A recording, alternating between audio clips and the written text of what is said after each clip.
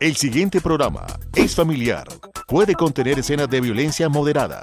No contiene escenas de sexo. Para mayor comprensión de los menores de edad, debe ser visto en compañía de un adulto responsable.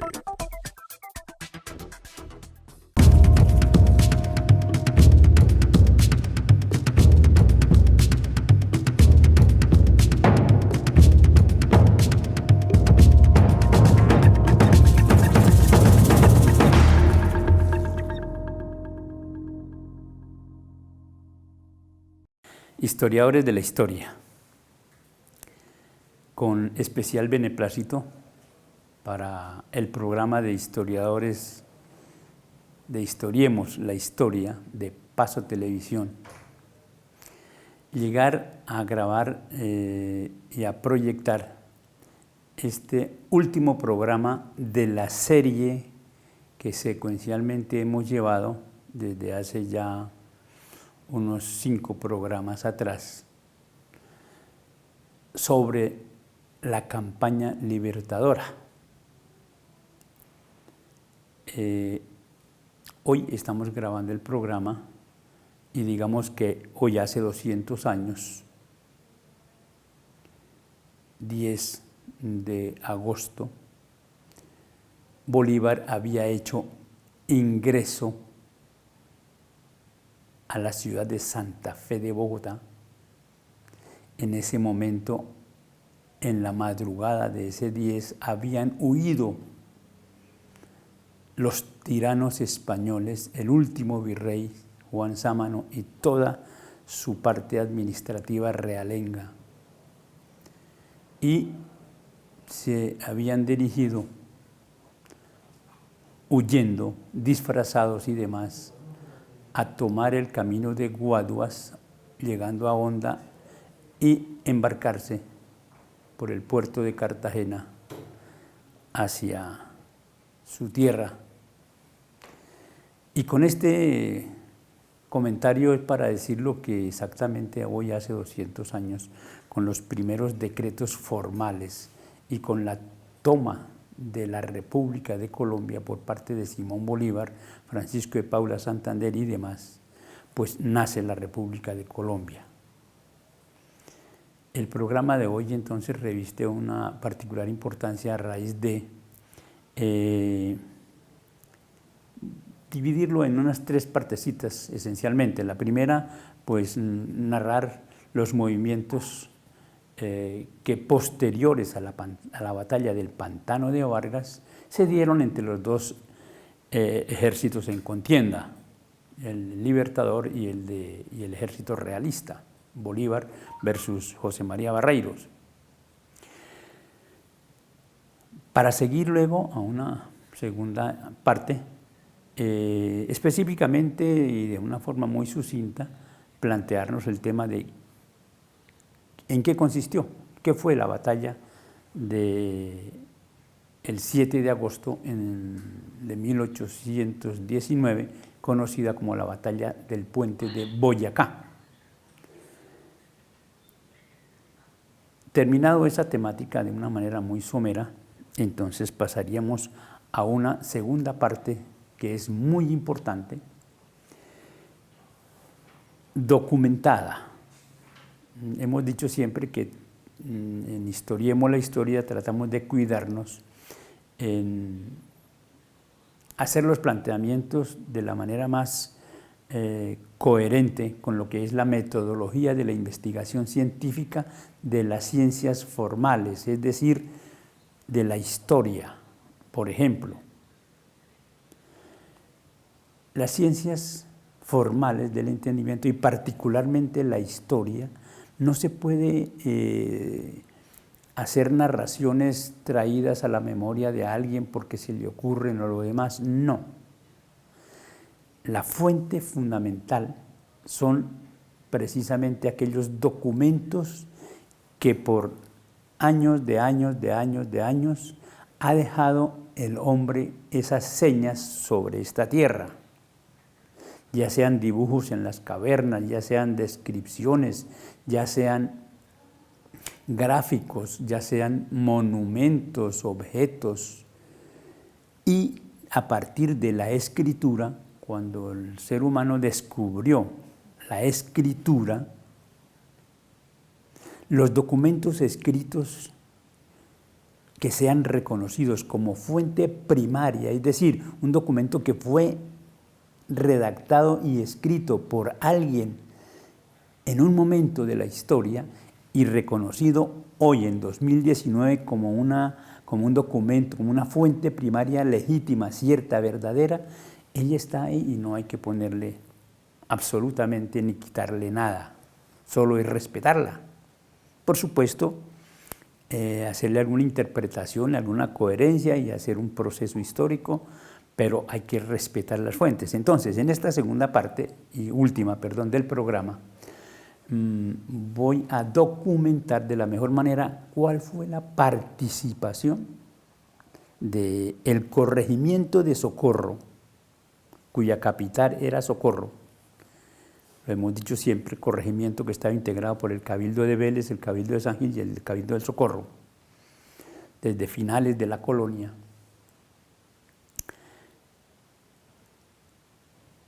¿Cuál fue la participación de ese corregimiento? Particularmente, si hay que decirlo así, en la campaña libertadora, en los 2 meses y medio aproximadamente que dura la campaña libertadora. Pero además hay que hacer el planteamiento más general.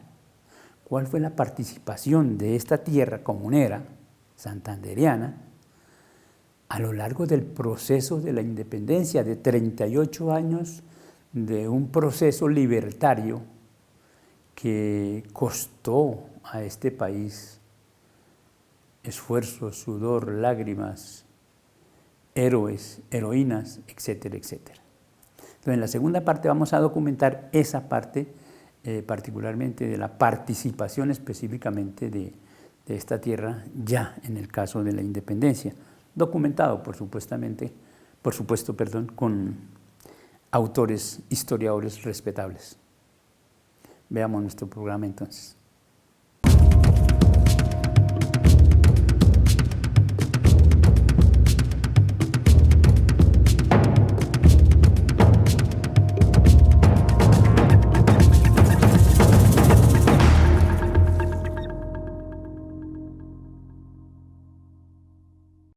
Terminada la batalla de Pantano de Vargas, lo planteamos en el anterior programa, Barreiro, derrotado con su ejército realista, en las primeras horas de la noche del 25 de julio, se retira a ocupar unos espacios muy cerca a la ciudad de Paipa. Y por su parte, Bolívar, en igualdad de horas de la noche, es decir, al empezar las horas de la noche, triunfador, por supuesto, de esta batalla, orienta a la campaña libertadora hacia el sitio de Bonza. Son 2 lugares que están relativamente cerca, Bonza de una parte y Paipa, cerca Paipa de la otra. Es decir, los 2 enemigos estaban muy próximos. Y yo digo hoy que como que el uno estaba pendiente del otro y como que se veían y viceversa, ante las circunstancias de de los acontecimientos pasados. Recordemos rápidamente que tanto Bolívar como Barreiro, su objetivo era llegar a Santa Fe de Bogotá. Por supuesto, los 2 objetivos contrarios. Barreiro, José María Barreiro, el generalísimo del ejército español, ir a respaldar a su virrey para que él mantuviera el poder en el virreinato de la Nueva Granada. Y por otra parte, Simón Bolívar, ir a desterrar por siempre jamás esas autoridades españolas y constituirse en el primer presidente de la naciente República de Colombia, con el criterio más importante de todos, de formar país, de formar patria, de sentar las bases de lo que sería una extraordinaria república que se añoraba enormemente desde ese entonces y que debemos seguir construyendo hoy en el 2019. Digamos entonces de la siguiente manera, para resumir un poco también, tanto el uno como el otro pues se vislumbraban y estaban pendientes de cualquier movimiento que sucediera. Particularmente, digamos que entonces transcurrieron varios días y solo hasta el día 3 de agosto, Bolívar, ya lo dijimos la vez pasada, con el ánimo de llevar la iniciativa, pues decide atacar a Barreiro. Pues efectivamente se hace alguna escaramuza el 3 de agosto, no es considerada formalmente como una batalla como tal, pero sí hubo alguna escaramuza de enfrentamiento entre los dos y eso despertó nuevamente esos ánimos de las dos campañas, la nuestra y la de los españoles. Pero se aproximaba la fecha importante el día 4 de agosto, es decir, al día siguiente. Bolívar fue un gran estratega y había tal vez pensado la estrategia de cómo engañar a Barreiro sin que él se diera cuenta de la maniobra que iba a hacer y que va a resultar fundamental. El 4 de agosto, Bolívar decide hacer un nuevo intento de ataque a Barreiro. Pero en ese momento,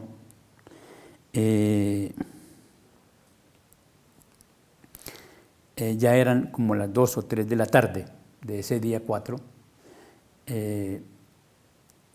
de una manera insospechada para Barreiro, Bolívar decide cambiar de rumbo. En lugar de ir a atacarlo, decide cambiar de rumbo y como que se retorna otra vez sobre su base. Pero en la noche de ese 4 de agosto, dice algún historiador que en la manera más silenciosa y ni siquiera prender hachones ni nada que fuera iluminación, es decir, en el silencio más absoluto y durante las horas de la noche, para que Barreiro no sospechara nada, Bolívar tomó el camino hacia Tunja, 45 kilómetros de Bonza a Tunja. Y de esta manera se adelanta a cortarle el camino a Barreiro, porque mientras este se había quedado en Paipa, Bolívar ya estaba en Tunja. Dice algún historiador que hacia las 11 de la mañana ya del día 5 de agosto, Bolívar hace un ingreso formal a Tunja, es recibido por la ciudad de Tunja, por supuesto, autoridades, en fin, recibe mucho apoyo y se ubica con ese ánimo de estar en la vanguardia, estar adelante. Recordemos lo siguiente rápidamente. De Sogamoso, etcétera, de Duitama, de Paipa, hacia Santa Fe de esa época, de 1819 y de antes, pues habían caminos reales. Eran las autopistas que hoy conocemos para nosotros en el 2019. En aquella época los caminos reales eran esos, transitados por mulas de cascos, caballos, reses, etcétera, personas a pie, a caballo, en fin. Y por Tunja pasaba ese camino real importante que conducía hacia Santa Fe. Cerca a Tunja, a unos 16 kilómetros, desciende un pequeño riachuelo. Tal vez en aquella época era mucho más caudaloso porque era la selva grande en esa época. Hoy hay mucha deforestación y en el 2019 el río Teatinos es una cotica de agua que la gente si lo ve dirá, no, pero aquí la batalla, aquí ¿qué pasó con eso? Si no es casi nada. No, en aquella época tal vez el afluente Teatinos, ese río grande que circulaba, tenía un puente construido para comunicar hacia Santa Fe de Bogotá y seguir de Tunja al puente sobre el río Teatinos, seguir a Venta Quemada y seguir hacia Santa Fe. Hoy el puente de Boyacá, lo que se presenta no es el mismo del momento de la batalla. yo comparo al momento de la batalla, lo que había en el puente de Boyacá era algo muy parecido a lo que tenemos aquí en el Socorro. He ahí la importancia de nuestro aporte con el puente Manuel Ortiz el Comunero, 200 metros abajo del embalse de la Honda, hoy aquí en el Socorro. Ese puente es la demostración más palpable de lo que fue la ingeniería colonial española del siglo XV que construyó los caminos reales. Y así como está el puente Manuel Ortiz, seguramente, con mucha certeza, pudo haber sido perfectamente el puente sobre el río Teatinos, hoy conocido como el puente de Boyacá. Lo que hay hoy fue reformado por algún presidente, por allá para 1930 aproximadamente, Marco Fidel Suárez, estaba en muy malas condiciones y él decide reconstruirlo y entonces lo construyen en la forma como está hoy. Pero con toda certeza, me atrevo a afirmarlo así, no era la misma forma que tenía al momento de la batalla del 7 de agosto. De otra parte, entonces, Barreiro esperó, ya lo dijimos la vez pasada, esperó a Lucas González hasta el 6 de agosto, no llegó. Entonces decide el 5 de agosto, decide Barreiro analizar su situación y entonces ve la manera de cómo empezar a desplazarse hacia Santa Fe. Era su objetivo y era su meta. Quiero leerles, para terminar esta primera parte, cómo estuvieron enfrentadas las fuerzas en la batalla del puente Boyacá, cómo estuvo compuesto el ejército de Bolívar y cómo estaba compuesto el derrotado definitivo del ejército realista español de José María Barreiro. ¿Cómo estuvo compuesto? Nuestro autor que hemos siempre utilizado, Coronel Alberto Lozano Cleves, en la página 71, como fuente primaria de la historia, nos dice aquí lo siguiente: unidades que participaron en la batalla. Por parte de los patriotas, el Batallón Cazadores, el Batallón Rifles, Batallón Barcelona, Batallón Bravo de Páez, Batallón Primero de Línea, Legión Británica, 2 guarniciones de guías, 2 escuadrones de lanceros de Llano Arriba, un escuadrón de dragones y, escúchenme, voluntarios de Tunja y voluntarios del Socorro.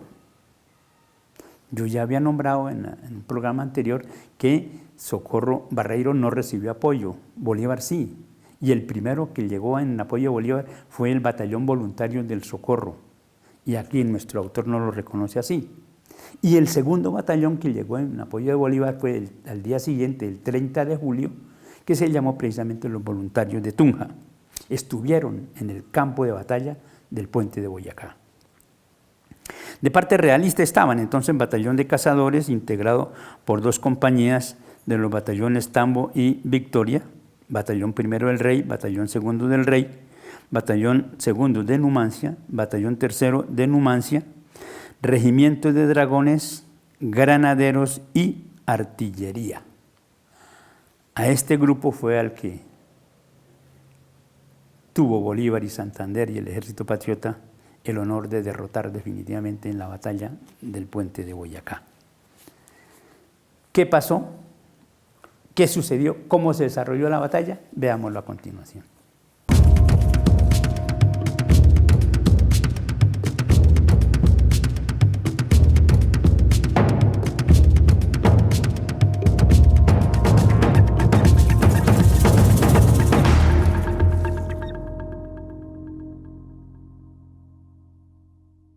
¿Cómo se desarrolló la batalla del 7 de agosto de 1819, conocida como la batalla del puente de Boyacá? Esta es la imagen que actualmente se conoce sobre este espacio tan importante para la historia de Colombia. Empezamos diciendo lo siguiente: al amanecer el día 7 de agosto, Bolívar se encontraba en la plaza, tal vez en la plaza principal de Tunja, y desde allí parece que vio movimientos de gentes, de personas que se movilizaban en la parte alta del cerro de San Lázaro. Los que conocemos Tunja sabemos la ubicación. Desde la Plaza de Bolívar, en la parte alta, al frente, hay un cerro que se llama San Lázaro, y por ahí iba una parte del Camino Real. Barreiro, el 6 de agosto, toma la decisión de partir hacia Santa Fe, y lo hace iniciando por el camino de Motavita. Es un pequeño pueblo cerca a Tunja que conduce hacia el cerro, hacia el Camino Real que va por San Lázaro.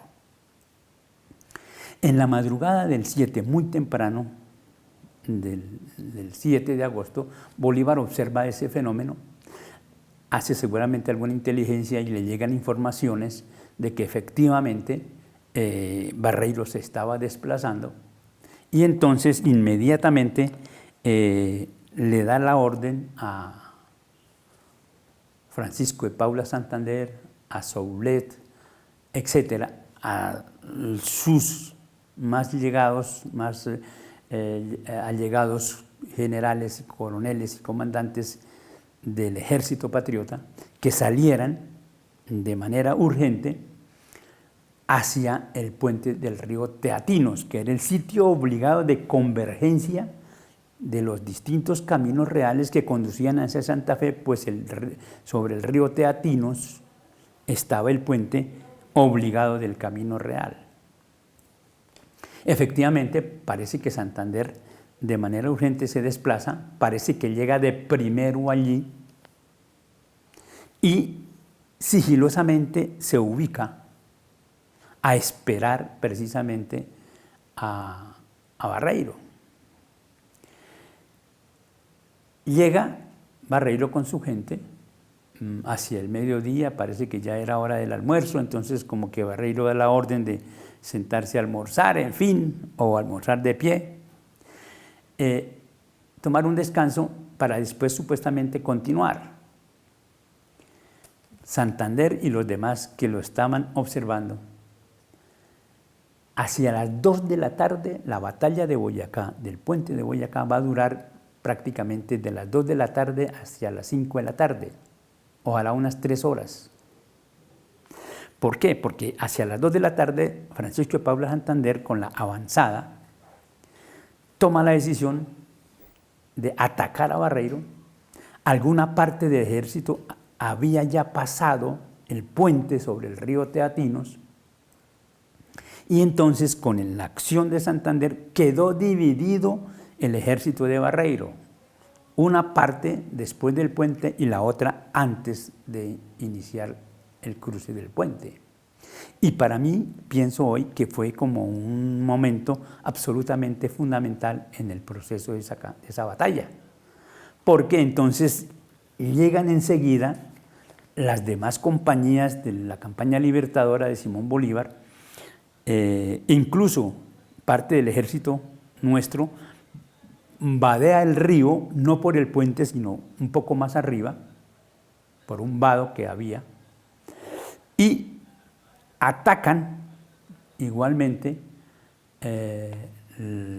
la parte del ejército que había pasado al otro lado del puente. E igualmente rematan el ataque hacia la espalda de Barreiro. Digamos que hacia las 5 de la tarde el enfrentamiento fue muy fuerte, muy rápido, entre otras cosas, y se dice que hacia las 5 de la tarde va a terminar la batalla del 7 de agosto. En primer lugar, hay un grupo importante de miembros del ejército realista, sobre todo jefes militares, que huyeron. Hacia las 4 de la tarde emprenden huida. E igualmente,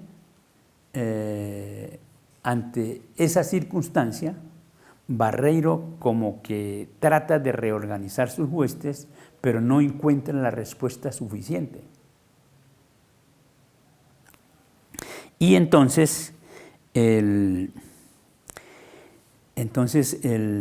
resultado final que se va a dar es que Barreiro definitivamente también decide hacia las 5 de la tarde buscar huir, escondiéndose para salvar su vida, etcétera, lo que fuera. Y entonces el ejército realista queda definitivamente a la deriva y el triunfo de Bolívar y Santander fue definitivo.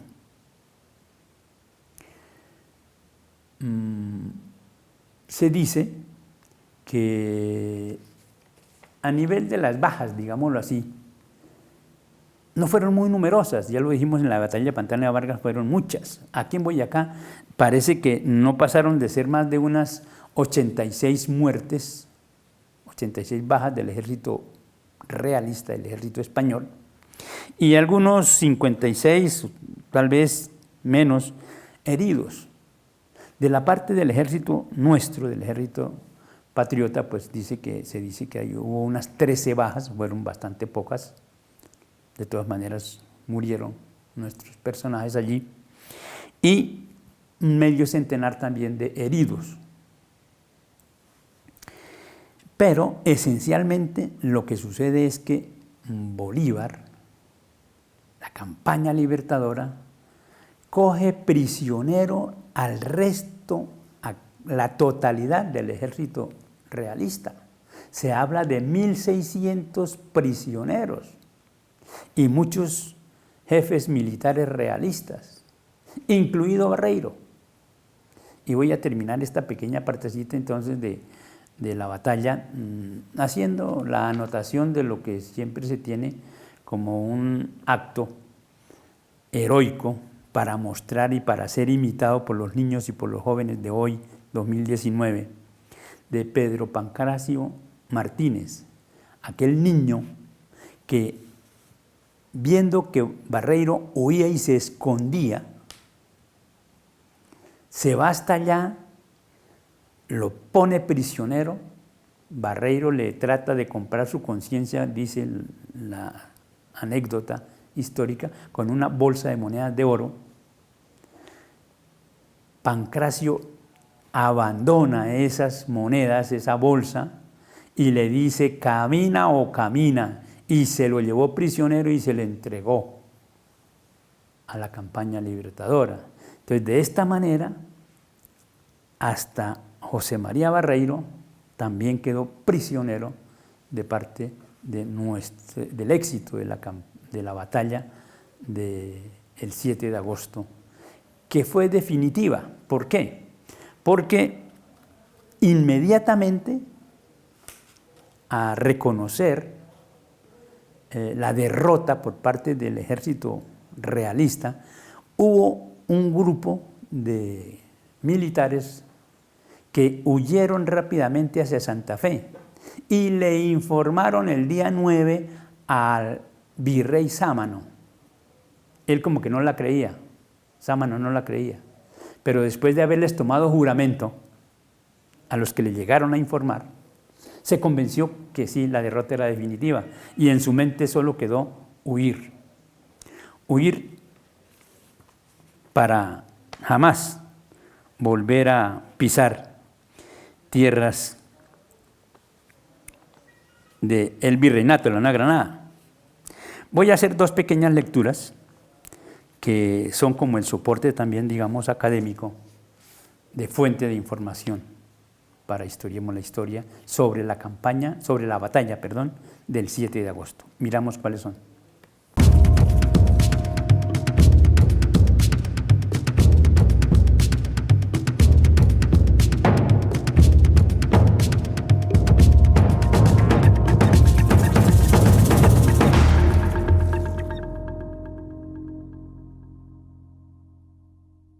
Hay dos fuentes para historiar esta parte del final de la batalla del puente de Boyacá, el 7 de agosto de 1819.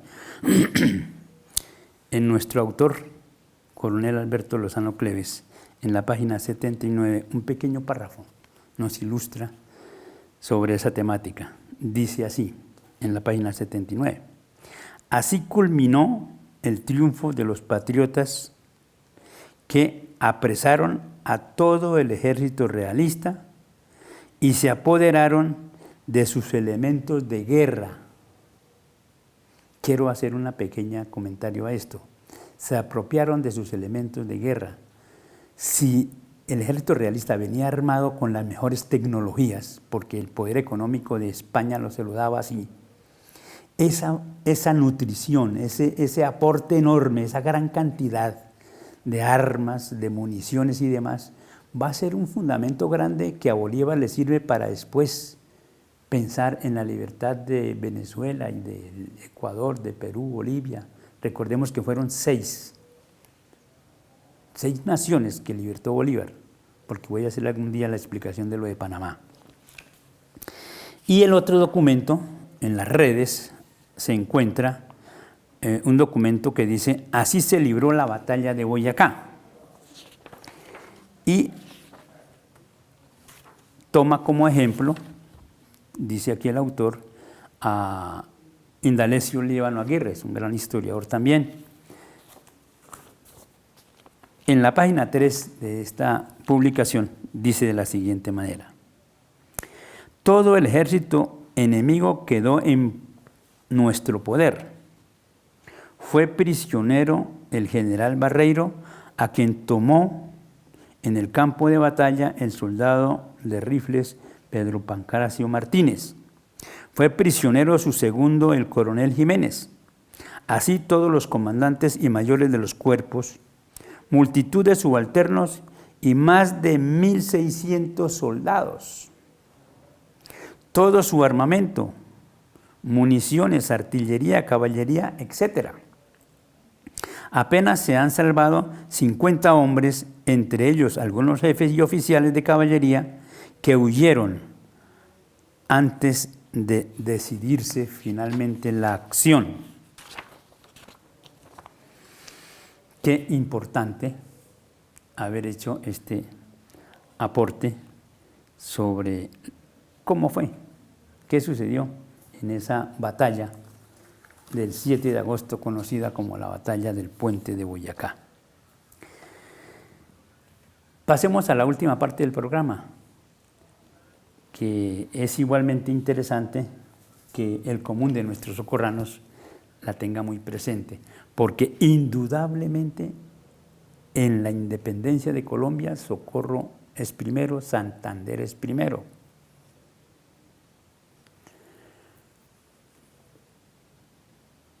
No me cabe la menor duda que la libertad de la Nueva Granada no se logró solo en la campaña libertadora de 2 meses y medio, orientada por Bolívar y Francisco de Paula Santander, que evidentemente fue la etapa final del proceso libertario, sí, pero que el comienzo de ese proceso libertario lo dio nuestra Manuela Beltrán Archila el 16 de marzo de 1781. Y desde ese momento hasta el 7 de agosto no nos cabe la menor duda, y lo voy a demostrar con algunos documentos, de que aquí el lema de que en la independencia fuimos primeros es cierto, pero debo también aclarar con la responsabilidad que me asiste. Debemos respetar la pertenencia de otras regiones de Colombia donde igualmente hicieron grandes aportes, porque no fuimos solamente nosotros, ni fuimos exclusivos nosotros, no. Se aportó enormemente, sí, pero igualmente llaneros y boyacenses y etcétera. Después ya dentro del proceso más prolongado posterior, pues fue muy enorme el aporte que se hizo.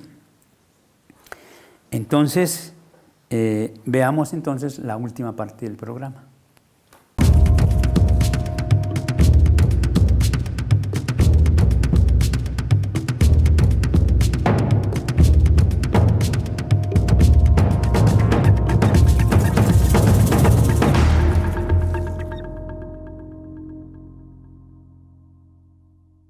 El tema es: ¿cómo participó la provincia de Socorro en la batalla del 7 de agosto de 1819 en el Puente de Boyacá?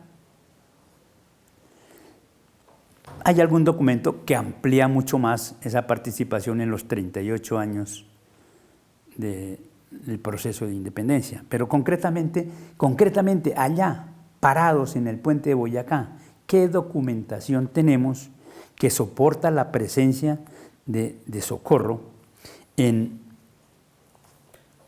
esa batalla del 7 de agosto de 1819? La antigua provincia de Socorro y la Independencia, de Horacio Rodríguez Plata, nuestro autor socorrano, historiador invaluable. En la página 245 vamos a encontrar varias cosas importantes de esos socorranos que estuvieron allí, parados. Dice, 1819, julio 27, antes de la batalla. Ya Bolívar estaba en Tunja. Perdón, aún no estaba en Tunja, sino que aquí Horacio Rodríguez pone esa fecha. Se incorporan a Bonza, a las fuerzas libertadoras de Bolívar y Santander, numerosos guerrilleros de la provincia del Socorro. Estos guerrilleros llegaron allí comandados por Ferminio Vargas, uno de los jefes de la guerrilla de Coromoro. De esta incorporación no solo hay noticias en el diario de campaña del general Santander, sino también en nota del general Soulet y en informe de Barreiro a Sámano, citado en el capítulo anterior de esta obra.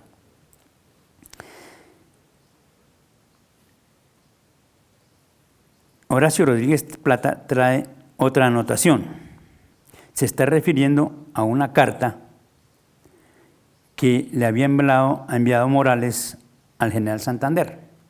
Dice, en esta carta del coronel Antonio Morales para el general Santander, fechada en Vélez el 17 de septiembre de 1819, un poquito después de la batalla de Boyacá, le dice que en Bonza se incorporaron, escúchenme bien, socorranos, santanderianos todos, que en Bonza se incorporaron 780 reclutas de la provincia del Socorro. Hablar de 780, casi 800, es un aporte absolutamente numeroso y formal, si tenemos en cuenta que unos 2.000, 2.500 soldados eran los que componían la campaña libertadora. El aporte de esta tierra, según estos documentos, fue enorme. En la independencia, primero, sí, tal vez. El otro documento, que igualmente trae el doctor Horacio, en la página 249, es un poquito más extenso, lo voy a leer. En el libro de órdenes militares del general Santander, en las campañas de 1819, se encuentra lo siguiente. Orden general para el 2 de agosto. Orden general que daba Santander para el 2 de agosto. Su Excelencia ha dispuesto que a las reclutas del Socorro, agregándole las de las guerrillas del teniente Báez, se forme un batallón de milicias con la denominación de Voluntarios del Socorro y que se agregue a la vanguardia y que con la recluta de esta provincia se forme también otro también de milicias con la denominación de Voluntarios de Tunja.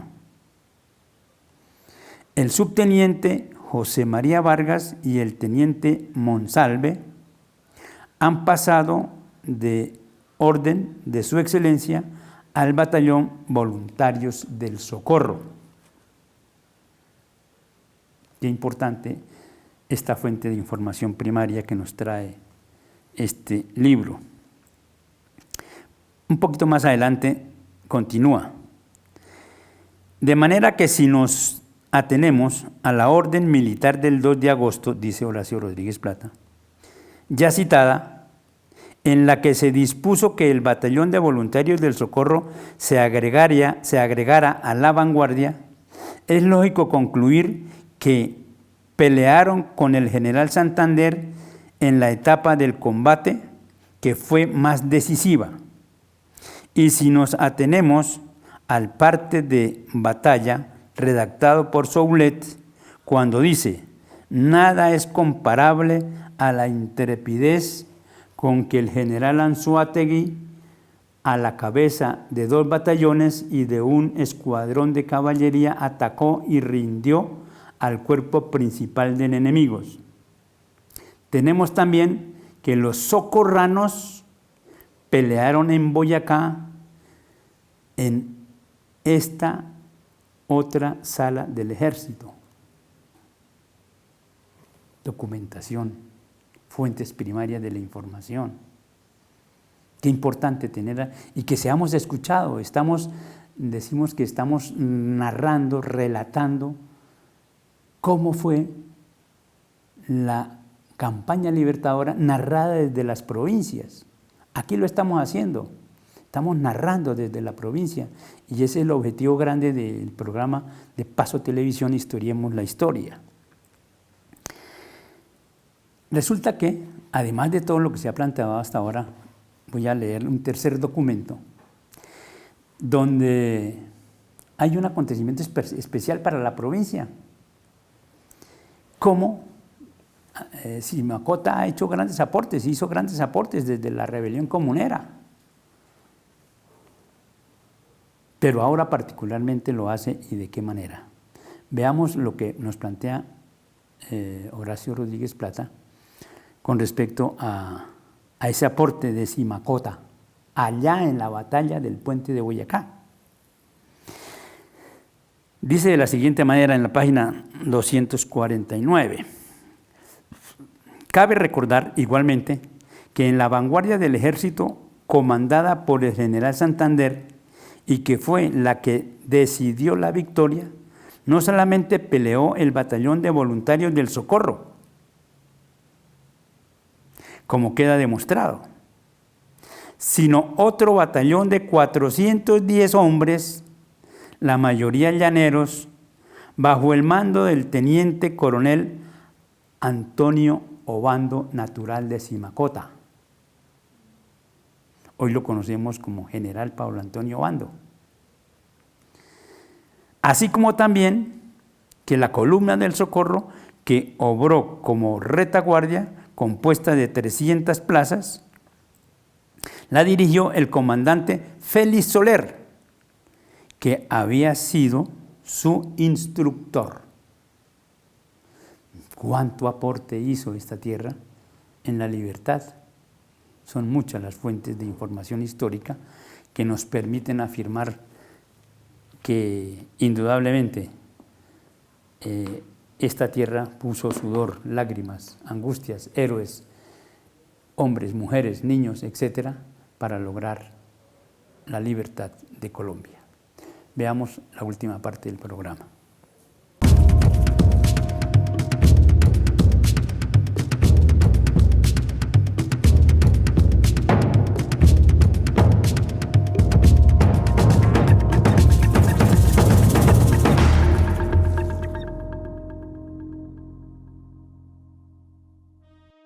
Encontré un documento haciendo la investigación, la averiguación documental para grabar mi programa en lo que yo llamo la bibliografía. En las redes encuentro otro documento que se llama La batalla de Pienta y el orgullo santandereano herido. Es un documento que de alguna manera hace algunos aportes a la temática, pero que para el caso nuestro, del tema de hoy, me llamó poderosamente la atención el planteamiento que se hace en este documento a partir de la página 2 sobre lo que planteé al comienzo de este programa. ¿Cuál fue la participación de la provincia de Socorro en todo el proceso de 38 años por la lucha en la independencia de la República de Colombia? En este autor, en este texto que voy a leer, como que se resume y me da un poco de confianza porque me nombra a un historiador respetable. No son palabras mías, yo las tomo directamente de la fuente de información que se toma. Por eso quiero leerles entonces en la página 2 de la siguiente manera. Algo que muy poco se menciona en los anales de la historia es que fueron más de 80.000 socorranos. Me llama poderosamente esta afirmación, me llama la atención. Es que fueron más de 80.000 socorranos, sangileños beleños, provincia de Socorro, que perdieron la vida por la libertad, unos agotados y otros acalambrados en los páramos, hambrientos, desangrados o mutilados por las bayonetas españolas. Atención a esto. Según el historiador Emilio Arenas, persona que tengo muy buenas referencias como historiador y que tiene documentación. Según el historiador Emilio Arenas, entre el grito de independencia del 20 de julio de 1810, la batalla de Boyacá del 7 de agosto de 1819 y las guerras magnas, es decir, aquellas que libertaron las 6 repúblicas, Colombia, Venezuela, Ecuador, Perú, Bolivia y Panamá, que era en ese momento departamento de Colombia, pero que hoy es República Nueva.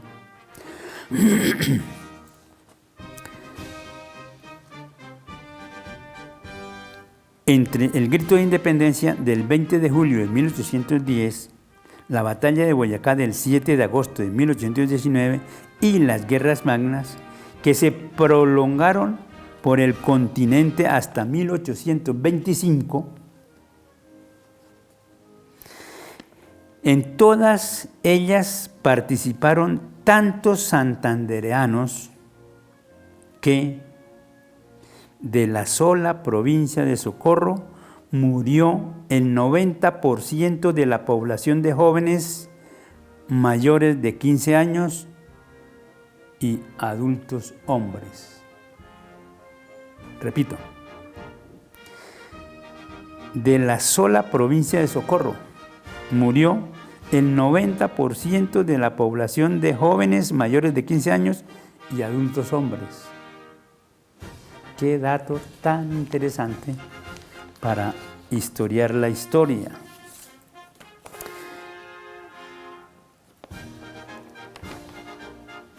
La investigación, la metodología de la investigación científica de las ciencias formales, y excúsenme que insista tanto en ello, soy especialista en ese tema, nos remiten a que debemos intensificar y reconocer desde ya, escúchenme bien, por favor, reconocer desde ya que en el proceso de consolidación de las ciencias formales siempre estarán en un proceso de elaboración. Nunca se ha dicho y se dirá, nunca tal vez, la última palabra en historia, porque siempre se encontrarán nuevos documentos que tal vez nunca han sido encontrados, nunca han sido hallados, nunca han sido tenidos en cuenta, y que permiten, por lo tanto, reevaluar y reformular procesos y hacer conclusiones y análisis que permitan la mejor interpretación histórica. Por eso, la gran diferencia entre las ciencias fácticas y las ciencias formales como la historia. Las fácticas son aquellas que se pueden llevar al laboratorio, ver, sentir, palpar, tocar. Se le echa allí el típico ejemplo, el laboratorio de química en los colegios y en las universidades, donde el estudiante y el profesor mezclan, combinan, pesan, miden y encuentran resultados que son fácticos, son así. El H2O no ha sido cambiado y seguirá por siempre siendo esa molécula del agua. H2O, 2 de hidrógeno y 1 de oxígeno. Ejemplo muy sencillo. Igualmente, laboratorios de física.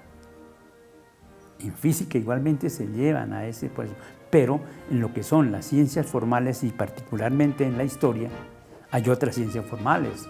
Estaría la matemática, es una ciencia formal. ¿Dónde está el 5×5? ¿Dónde se ve? ¿Dónde se siente? No, es un concepto del entendimiento. Por supuesto, la filosofía. La filosofía es una ciencia formal del entendimiento, porque allí no encuentra uno por ninguna parte los contenidos filosóficos, teóricos, heurísticos. No se encuentran, no se ven, no se sienten, solo son de la comprensión.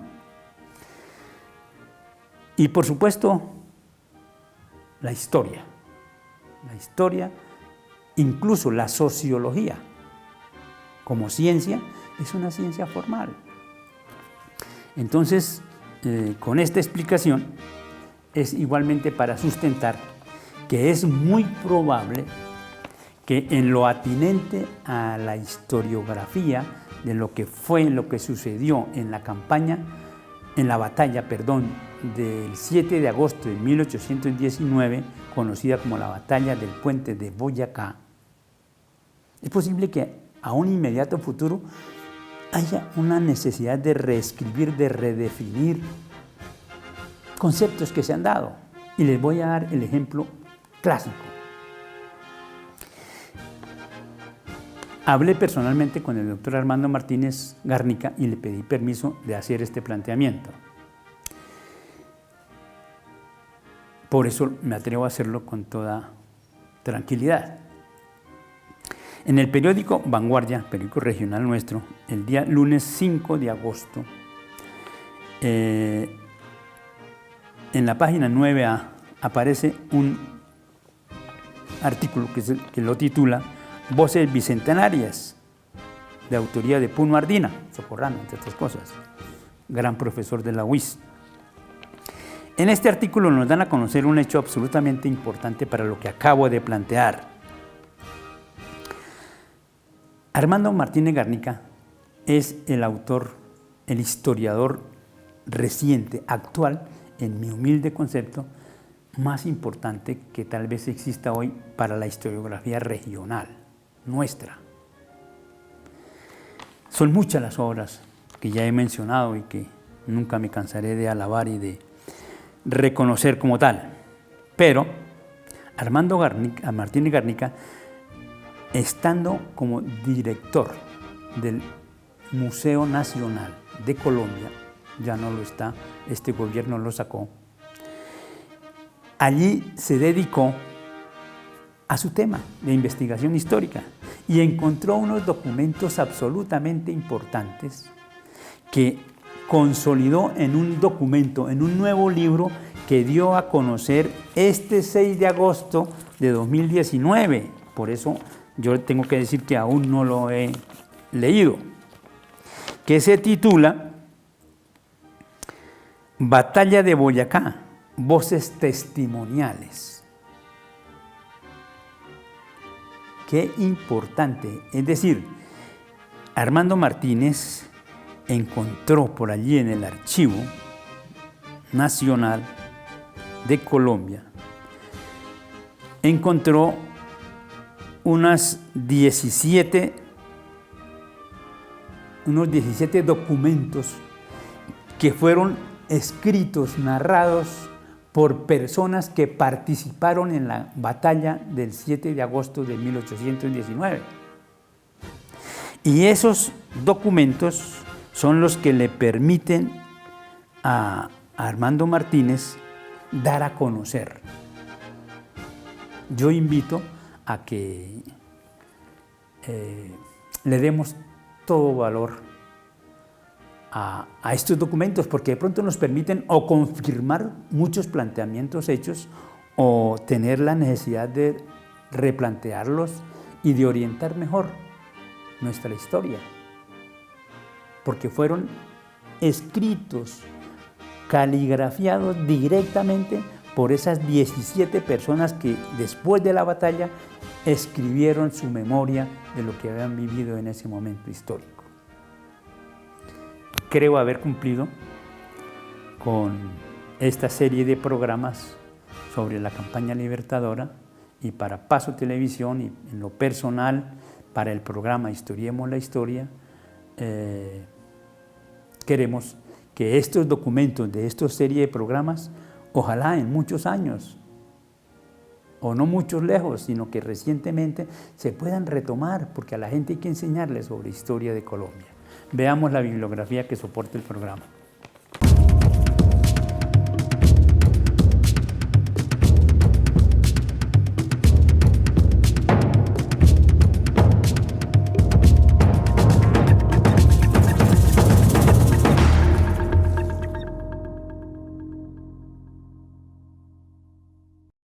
Las fuentes bibliográficas, las fuentes históricas del programa de hoy. Voy a dejar descansar a Teniente Coronel Alberto Lozano Cleves, campaña de 1819. Es un documento editado por la Academia Colombiana de Historia, absolutamente respetable, y que fue una de las fuentes importantes de toda esta serie de programas. Igualmente, la antigua provincia del Socorro y la Independencia, de nuestro autor socorrano Horacio Rodríguez Plata. Son muchos los documentos, las fuentes de información, etcétera, que nuestro autor nos trae para la historia de la provincia de Socorro. Yo quiero desde ya decirle lo siguiente. Al final de este libro, Horacio Rodríguez Plata, yo me tomé la molestia de enumerar la cantidad de personas sacrificadas tanto en los 38 años de la independencia de la Nueva Granada como hasta 1825, en las guerras magnas para libertar las 6 naciones que dio el Socorro. Mire la importancia de Horacio Rodríguez Plata. Aquí nos hace un listado y nos dice los sitios donde muchos socorranos murieron, etcétera, etcétera. Son más o menos un total de 610 personas que enlista este autor. En las redes entonces está este documento que ya lo dimos a conocer, La Batalla del Pienta y el Orgullo Santandereano Herido, e igualmente así se libró la Batalla de Boyacá, otro documento muy importante que también fue fuente de nuestra información histórica. Y finalicemos entonces con nuestro periódico regional Vanguardia, del lunes 5 de agosto, del cual tomé este recorte para presentarlo formalmente. Ya vienen nuevos programas, porque la historia hay que seguirla contando. Vendrán nuevos programas para que el común de nuestros socorranos, santandereanos y demás colombianos conozcamos puntos de vista sobre la historia de Colombia. Historiemos la historia.